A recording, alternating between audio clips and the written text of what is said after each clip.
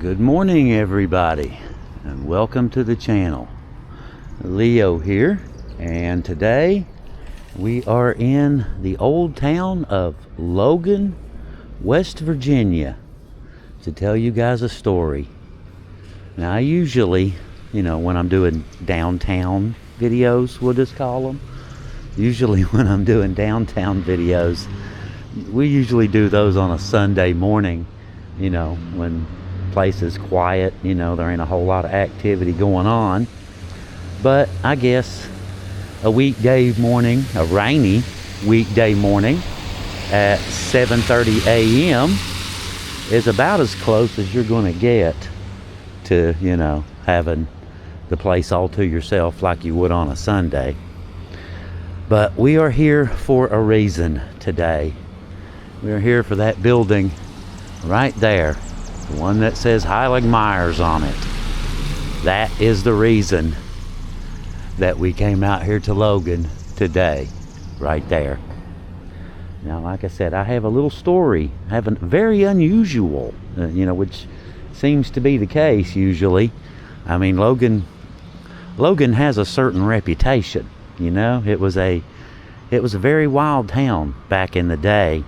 And even before then, it was pretty wild, The Princess Aracoma thing, I brought y'all over here. That's where she was buried, right on the other side of it. The town, supposedly, according to legend, the town carries a Native American curse. Anyway, that's not what we're here for. We're not here for the curse today at all. We're not here for any of that. Matter of fact, now to start our story off, it was a cold December day in 1930, and the city of Logan found itself at the center of one of the strangest political murders in West Virginia history. The killing happened inside the Smokehouse Restaurant, a popular gathering place here in downtown Logan. But the story began long before the gunshots were ever fired.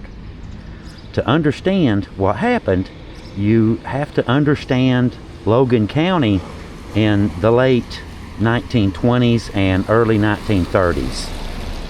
It was a time when political and law enforcement corruption, illegal gambling, and moonshining were all common things that you would see from day to day. The county was still living in the shadow of powerful political figures and political machines that dominated southern West Virginia for years. Now, let's not forget that Logan was also the home of Don Chaffetz, one of the most infamous policemen around.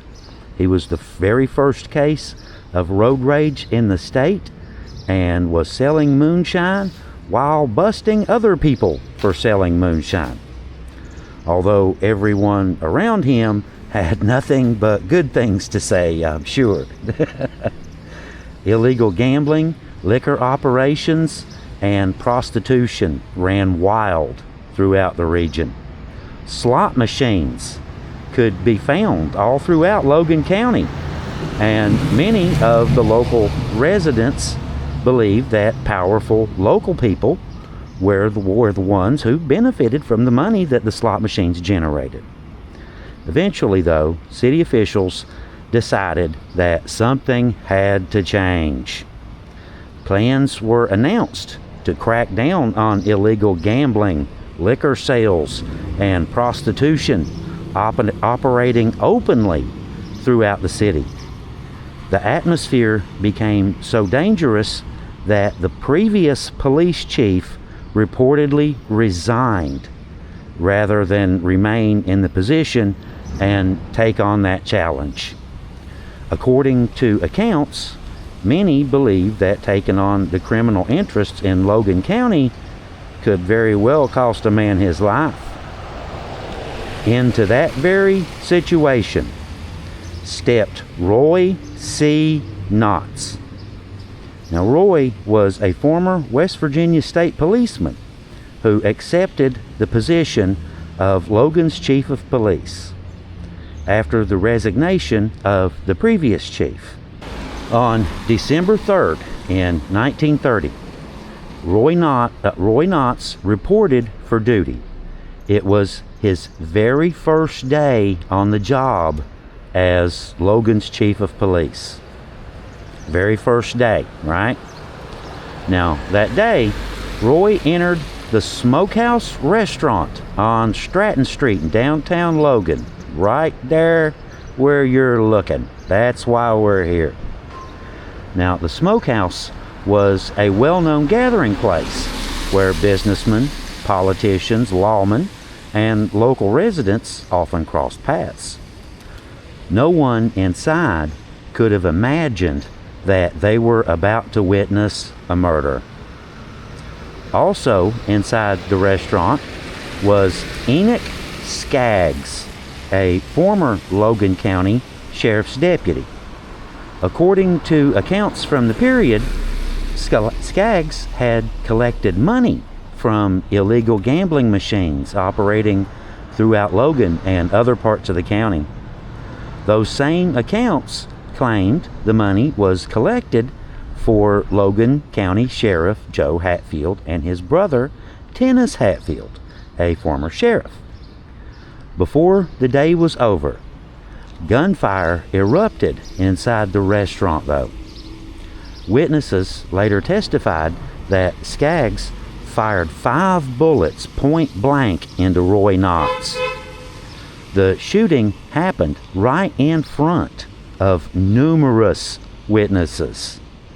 Knotts collapsed on the floor right there and died from his wounds, ending his career and his life before he had even completed a single day as Logan's police chief.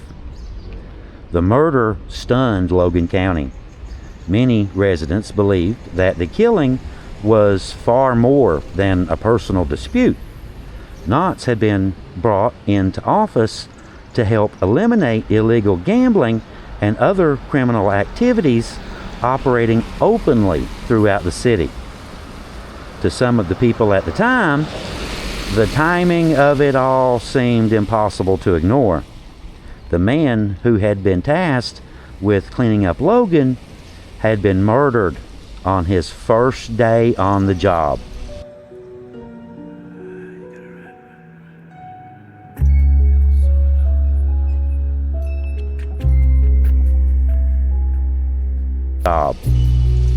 Despite numerous eyewitnesses to the killing, many feared that Skaggs would escape punishment by claiming self-defense.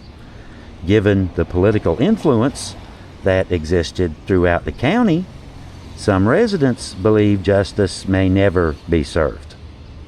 The case quickly became one of the most controversial murders in Logan County history. Concerned that local influence could affect the outcome, West Virginia Attorney General Howard B. Lee personally became involved in the prosecution. Extraordinary measures were taken to ensure a fair trial.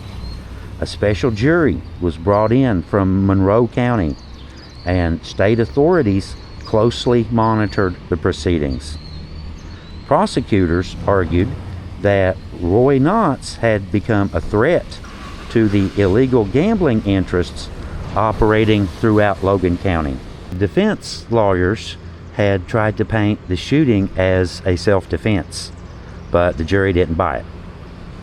After hearing the evidence, the jury found Enoch Skaggs guilty of second-degree murder. He was sentenced to 18 years in prison, and the conviction was considered a major victory for those attempting to break the grip of corruption and illegal gambling that had flourished in Logan County during that era. Today, very little remains of the original Smokehouse restaurant. According to what we found, the location stood here on Stratton Street. There's an entrance on the other side of the building, but that's not Stratton Street. People walk past this very site every day with no knowledge of the violence that unfolded there.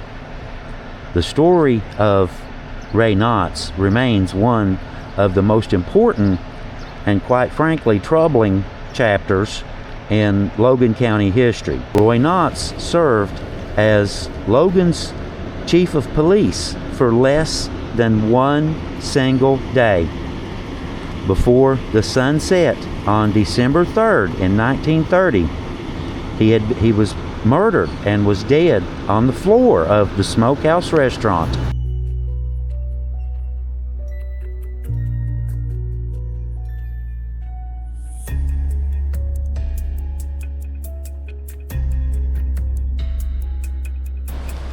But this is the site of the old Smokehouse restaurant. Look at that. It's a meat slicer, isn't it? I think it's a meat slicer. Definitely looks like restaurant equipment, doesn't it? It most certainly does. There's tables and chairs. It's for sale now. Crazy though, isn't it? I think real history unfolded right there. Roy went to work with the intention of cleaning up the town. You know, that's exactly what he was hired to do.